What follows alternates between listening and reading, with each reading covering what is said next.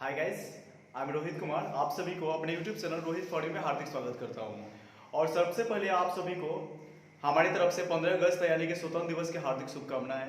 और मैं आशा करूंगा कि आप लोग अपने देश के और जैसे कि हम लोग सभी लोग मिलकर अपने देश के उज्जवल भविष्य की कामना करेंगे। और साथ ही साथ में सब हम अपने देश में सांप्रदायिकता को बढ़ावा न देंगे।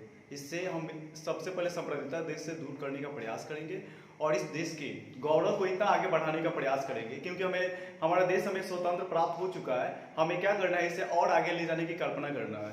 सबसे पहले आप लोग इसमें क्या करेंगे, विशेष आप लोग की योगदान होती है कि आप लोग ग्रामीण क्षेत्र से निकलते हुए शहरी क्षेत्र की तरफ जाते हुए पूरे देश के गौरव विकास के ध्यान देते हैं, यानी ध्यान देते हैं और ध्यान देने का प्रयास भी करना चाहिए। जैसे कि आप लोग जानते हैं कि देश को आज़ाद करने में बहुत ही बातें की जाए, स्वतंत्रता सेनानी की बहुत ही योगदान रहा, तब जाकर हमारा देश आज़ाद हुआ है। और इस आज़ाद देश को हम फिर से चाहें तो इसे और आज़ाद करने के लिए हम लोग क्या कर सकते हैं, पूर्णतः इसे गर्व यानी इसे गौरव को बढ़ाने का प्रयास करेंगे।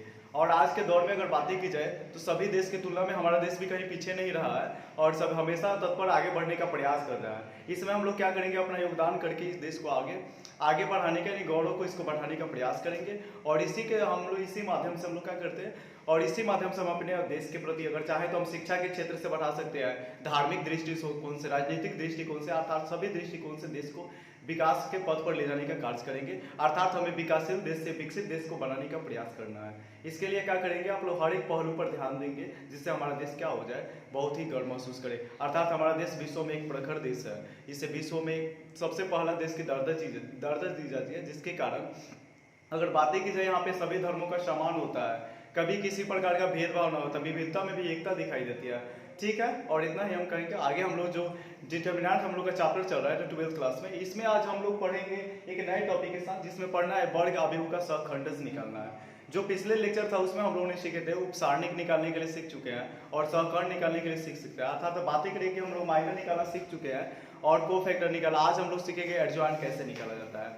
अगर एडजॉइंट की हम बातें करें तो एडजॉइंट निकालने के लिए सबसे पहले क्या कहता है कि अगर कोई भी वर्ग अभिहु दिया हो तो उस वर्ग अभिहु का सबसे पहले हमें निकालना पड़ता है उसका सहखंड, और सहखंड से एक अभिहु प्राप्त होता है। उस अभिहु का हम क्या करेंगे, उस अभिहु का यदि हम परिवर्त निकाल देते हैं, ट्रांसपोज निकालेंगे, तो उससे जो भी अभिहु प्राप्त होता है तो वही सहखंडस कहलाता है। इसके लिए क्या करेंगे, हम आज एक एग्जाम्पल की सहारा लेंगे और इस एग्जाम्पल के माध्यम से हम सहखंड निकालना सीख जाएंगे। जैसे यदि इंग्लिश में एडजॉइंट बोला जाता है तो एडजॉइंट निकालने के सबसे पहले यहाँ पे एक एग्जाम्पल को आप देखेंगे, और एग्जाम्पल हो गया जैसे 2 4 6 8। इसे हम एक 2 बाई 2 कोटि का अभिहु ले लेते हैं और इस अभिहु के माध्यम से हम क्या करेंगे, इसका सबसे पहले सहखंड ज्ञात करेंगे। तो सहखंड ज्ञात करने के लिए सबसे पहले क्या कहता है, लेट कर लेंगे और एक अभिहु मान लेंगे। यह अभिहु मान लेते हैं हम a11 a12 a21 और a22।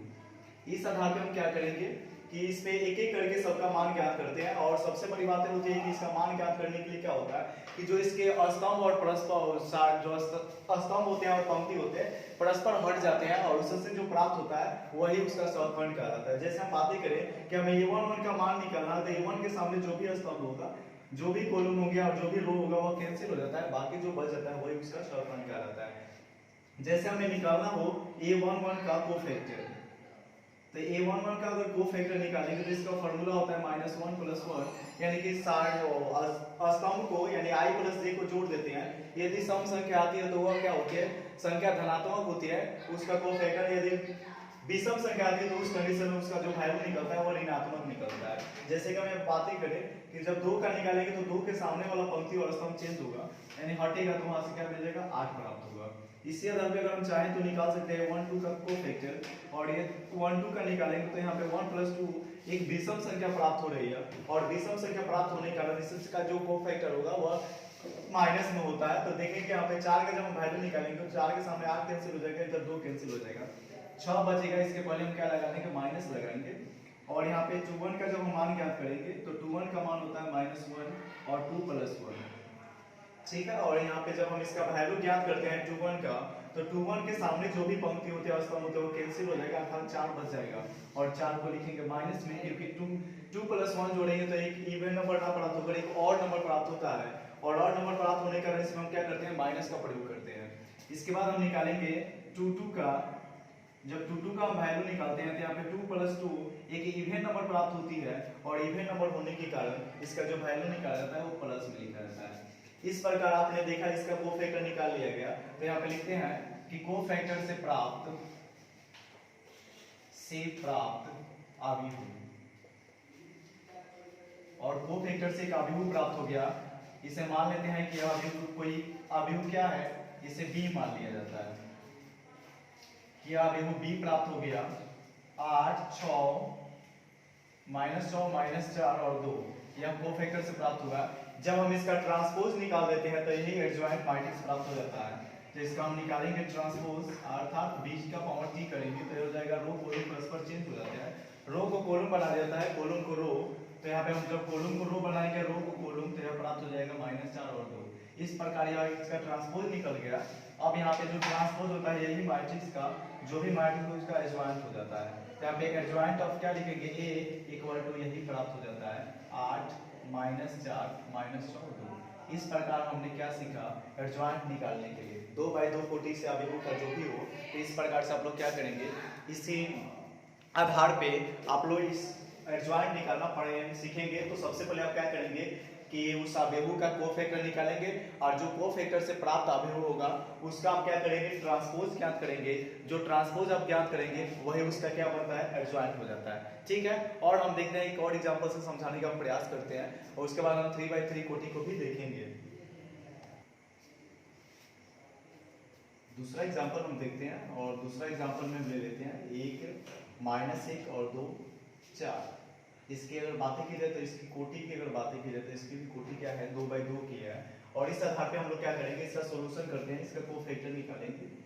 और कोफैक्टर निकालने के लिए हम करते हैं लेट्स a = एक अभिव्यक्ति मान लेंगे a11 a12 a22 a23 21 और 22। जैसे कि आप लोग कैसे यहाँ पे मानने का कोई यहाँ पे विशेष रूल भी होता है कि चाहे तो आप कुछ भी नहीं मान सकते हैं। यदि अभिव्यक्ति 2x2 कोटि का दिया गया है तो आप लोग अभिव्यक्ति का निर्माण करने वाला जो फॉर्म होता है इसको 2x2 कोटि के ही फॉर्म में रखेंगे। आप लोग चाहेंगे तो इसे का फॉर्म चेंज नहीं कर सकते, 3x3 का नहीं रख सकते हैं। तो यहाँ पे हम लोग क्या करेंगे, सबसे पहले हम लोग a11 का कोफैक्टर निकालेंगे। a11 का कोफैक्टर यह होता है -1 का पावर 1 + 1। जब इसका कोफैक्टर निकालेंगे तो इसके सामने वाला पंक्ति और स्तंभ चेंज होगा, तो इसके सामने वाला चेंज है, यह भी चेंज, तो बच गया है 4, तो 4 को लिखेंगे। फिर a12 का कोफैक्टर निकालेंगे और -1 का पावर लिखेंगे 1 + 2, यह हो जाती है एक विषम संख्या। जब इसे हम निकालेंगे तो 1 का निकालेंगे तो 1 के सामने कैंसिल, अर्थात बच क्या जाता है 2, तो 2 को लिखेंगे माइनस में। और हम इस बात क्या करते हैं ना, a21 का निकालेंगे कोफैक्टर और लिखेंगे -2 यानी 1 का पावर -2 + 1 i + j को जोड़ देते हैं। और जोड़ने के बाद हमें यहाँ पे प्राप्त हो जाती है 21 का मान निकालेंगे तो यहाँ -1 प्राप्त होती है, तो -1 लिखेंगे। लेकिन बट हमें पता है कि जब विषम संख्या आती है तो उस कंडीशन में हम क्या करते हैं, प्लस में निकालते हैं। तो इसका वैल्यू क्या हो जाएगा, प्लस में हो जाएगा। और इससे आधार पर हम निकालते हैं 22 का मान, 22 का मान निकालेंगे -1 का पावर 2 + 2। और इस आधार पर हम क्या करेंगे, इसको कैंसिल करते हैं। तो कैंसिल करने के बाद हमें क्या मिल जाता है, 1 मिल जाता है। फिर बातें हम यहाँ पे लिखते हैं कि कोफैक्टर से प्राप्त अभिव्यक्ति, और कोफैक्टर से एक अभिव्यक्ति प्राप्त हो गया हमें, तो इसे मान लेते हैं कि अभिव्यक्ति क्या प्राप्त हो गया, b प्राप्त हो गया। और जो b अभिव्यक्ति प्राप्त हुआ इसका हम कर लेते हैं 4 -2 और 1 1, यह अभिव्यक्ति हो गया। जब इसका हम ट्रांसपोज निकालेंगे यानी बीच निकालेंगे, ट्रांसपोज करेंगे तो हो जाएगा 4 -2 1 1, और यही ट्रांसपोज क्या हो जाता है, इसका एडजॉइंट बन जाता है। तो लिखेंगे अब यहाँ पे एडजॉइंट ऑफ a = जो भी इसका ट्रांसपोज प्राप्त हुआ यही हो जाता है एडजॉइंट 4 1 -2 1। इस प्रकार से यह हमारा क्या हो जाता है, आंसर बन जाता है। तो आपने बड़ी ही इजी वे में एडजॉइंट निकालना सीख लिया है। इसके बाद हम लोग एक 3x3 कोटि का एग्जाम्पल लेते हैं, और एग्जाम्पल लेने के बाद बस हमारा यही पे क्या हो जाएगा, सर्कल खड़ा क्लियर हो जाएगा। इसके बाद हम प्रतिलोम कल से बताएंगे आप लोगों को, और प्रॉपर्टी बेस्ड क्वेश्चन का जो होगा वो लास्ट हमारा लेक्चर हो जाएगा। इसके बाद हम डिफरेंशिएशन का जो भी होगा उसे हम पढ़ाने का प्रयास करेंगे। ठीक है, आगे देखते हैं 3x3 कोटि का एक और हम एग्जाम्पल ले रहे हैं, और यह एग्जाम्पल हम ले रहे हैं 3x3 कोटि का। 3 1 2 3 1 3 1 1 1, यह एक अभिव्यक्ति हो गया 3x3 कोटि का। इसका हमें ज्ञात करना है एडजॉइंट। तो एडजॉइंट ज्ञात करने के लिए सबसे पहले हम इसका कोफैक्टर ज्ञात करेंगे।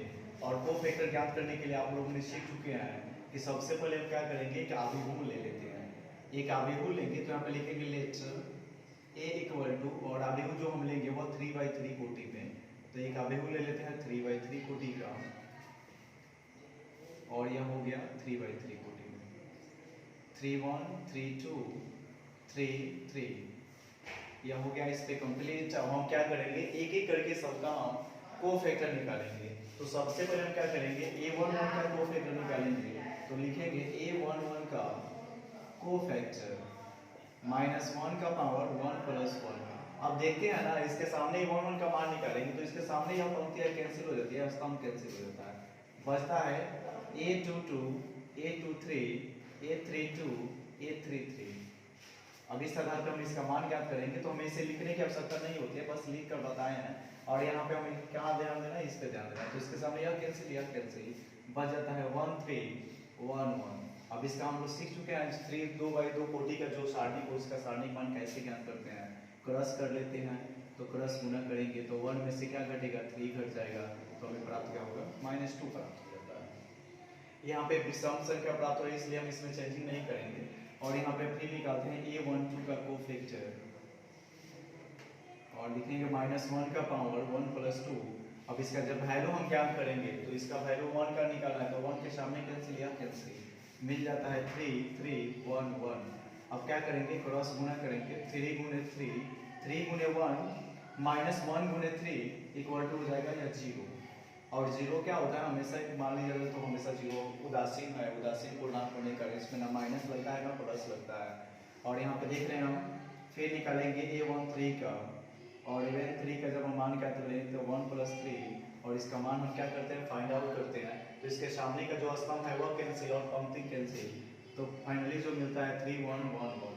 अब इसे क्या करेंगे, 3 × 1 - 1 × 1, 3 में से 1 को जब माइनस करेंगे तो यह प्राप्त हो जाएगा 2। इस प्रकार हमने 3 का निकाल लिए। आगे हमें फिर निकालना पड़ेगा, इसके बाद वाला जो सेकंड रो है उसका वैल्यू ज्ञात करना पड़ता है। तो इसका वैल्यू हम सेकंड ज्ञात करेंगे। तो लिखेंगे a21 का कोफैक्टर -1 का पावर 2 + 1। जब इसका मान हम ज्ञात करेंगे तो इसके सामने वाला जो स्तंभ है वो पंक्ति वो कैंसिल हो जाएगा, बच जाएगा 1 2 1 1। अब इसका क्या करेंगे, 1 - 1 × 1 × 2। जब हल करेंगे तो हमें प्राप्त होगा -1। और विषम संख्या होने के कारण इसके पहले लग जाएगा माइनस, तो यह हो जाएगा 1। इस प्रकार आपने 21 को सीखा। इसके बाद हम निकालेंगे 22 का, और 22 का जब निकालेंगे -1 का पावर 2 + 2, और यहाँ पे हो गए। जब इसका निकालेंगे तो यानी किसका निकालना है हमें, 3 का हो गया। 3 के बाद हमें निकालना पड़ेगा 1 का, तो 1 के सामने वाला कैंसिल और स्तंभ कैंसिल, तो बच जाता है 3 2, और बच जाएगा 1 1।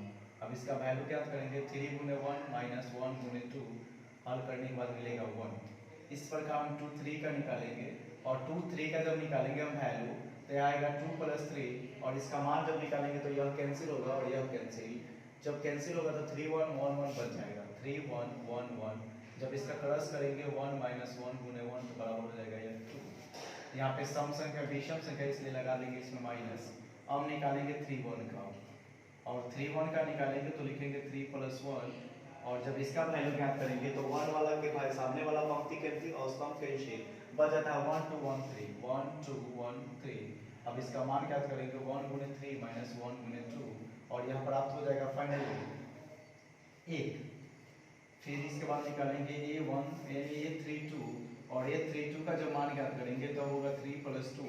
और इस प्रकार हम क्या करते हैं, 3 + 2 का निकालेंगे तो यहाँ पे इसको थोड़ा सही लिख लेते हैं, 3 + 2 हो गया, ठीक है। और इसका निकालेंगे तो इसके सामने कैंसिल और ये कैंसिल, बचेगा 3 2 3 3 3 2 3 3।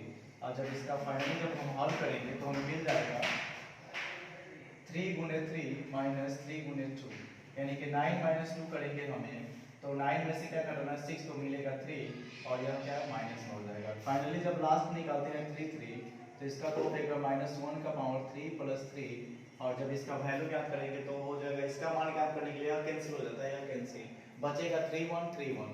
और 3 1 और 3 1 का मान ज्ञात करेंगे, और यह हो जाएगा कुछ 3 × 1 - 3 × 1 बराबर हो जाएगा 0। अब हमें यहाँ पर क्या निकाल लिए, कोफैक्टर निकाल लिए। अब कोफैक्टर से सबसे पहले एक मैट्रिक्स हमें प्राप्त होती है, तो लिखेंगे यहाँ पे हम कि कोफैक्टर से प्राप्त अवयव, और कोफैक्टर से प्राप्त अवयव होता है, इसे मान लेते हैं हम बी, और देखते हैं क्या क्या अवयव प्राप्त हुआ है। तो यहाँ पे आप देखिए कि जो फर्स्ट हम a1 की बातें करें तो a1 a2 a3 का मान जो आया है वो है -2 के बाद 0 के बाद आ गया है 2। नेक्स्ट हम देखते हैं इसके बाद वाला जो आया है a21 का मान वो है 1, इसके बाद है 1, इसके बाद है -2।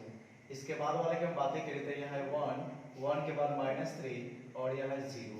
इस प्रकार हम क्या निकाले इसका कोफैक्टर से प्राप्त अवयव, इसका हम क्या करते हैं ट्रांसपोज क्या करते हैं।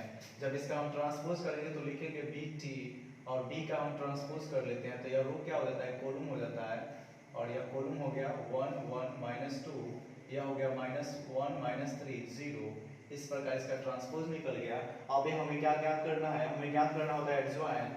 तो यहाँ पे लिखेंगे कि एडजॉइंट ऑफ a, और एडजॉइंट ऑफ a जब निकालेंगे तो फाइनली यहाँ पे क्या मिल जाएगा, जो ट्रांसपोज b किए हैं यही हो गया एडजॉइंट a का मान 0 1 -3 2 -2 0।